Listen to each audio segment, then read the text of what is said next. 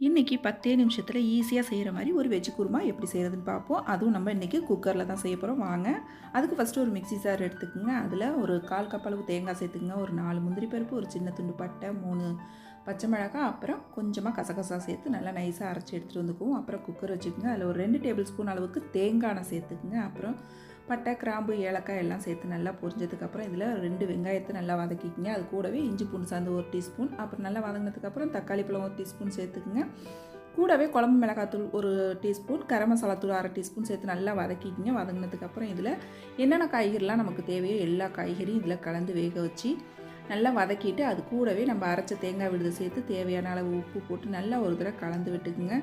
மேலாப்பில் கொஞ்சமாக கருவேப்பிலை கொத்தமல்லி தூவி நல்லா குக்கர் மூடி போட்டு ஒரு 3 விசில் வச்சு எடுத்திங்கன்னா நம்மளோட குருமா 10 நிமிஷத்தில் ரொம்ப சூப்பராக ரெடி ஆகிடுங்க.